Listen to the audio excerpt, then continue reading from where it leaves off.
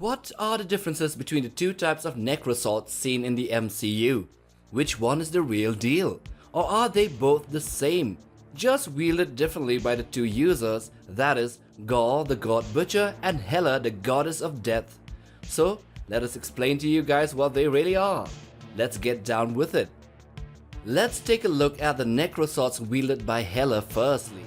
These obsidian swords, known as the necroswords, used by her at the time of Asgard's expanding over the 9 realms, were really powerful weapons.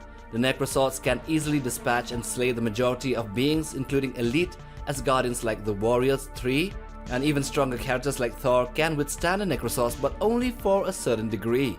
They can still hurt him, pierce his skin, blind him, and even kill him if they impaled him in the right places.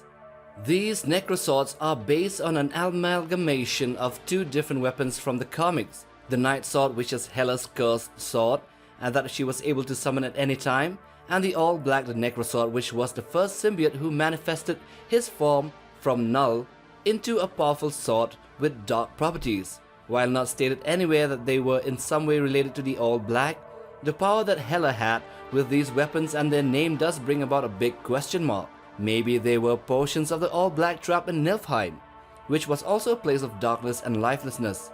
So anyway, let's take a look at the other necrosword, the one that was seen in the latest movie, Thor: Love and Thunder.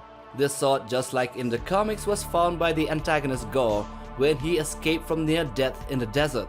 In the comics, the sword was found beside 2 gods that were dead, one black and the other golden in color, whereas in the movie, the only dead god was the one that was all black in color, and the golden god named Rapu was alive and well. However, the necrosword did beckon to Gorr, and he gladly accepted it and slayed Rapu for basically being a biatch. In his interplanetary campaign against all gods, Gorr used the necrosword, but it also eventually corrupted him and bound his life energy to it. The all-black necrosword was a powerful weapon that could slay gods at will. It gave the user immense superhuman abilities and gave them the ability to use shadows to transport to other places and realms instantaneously.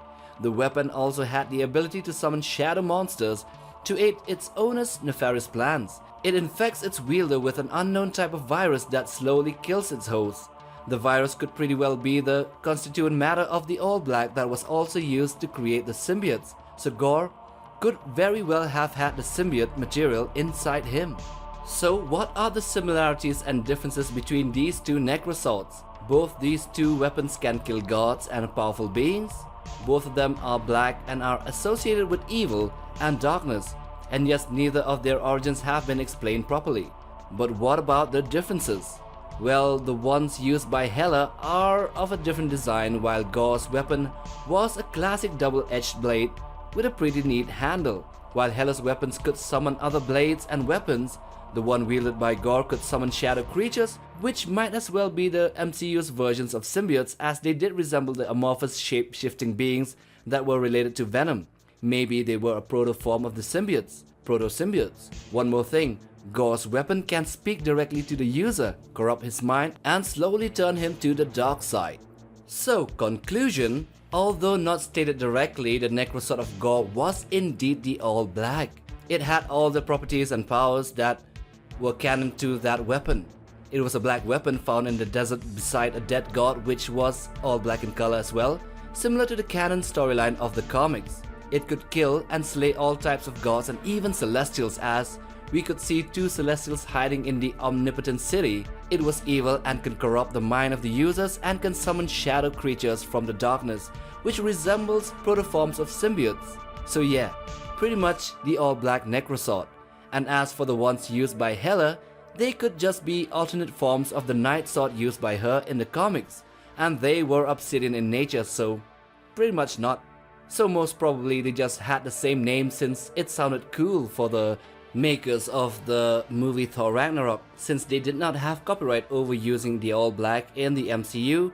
So anyway, I hope you have enjoyed watching this video. Do click that like button for support, subscribe, and most of all smash that bell icon for regular updates on new videos right here on this channel. Till next time, take care fam.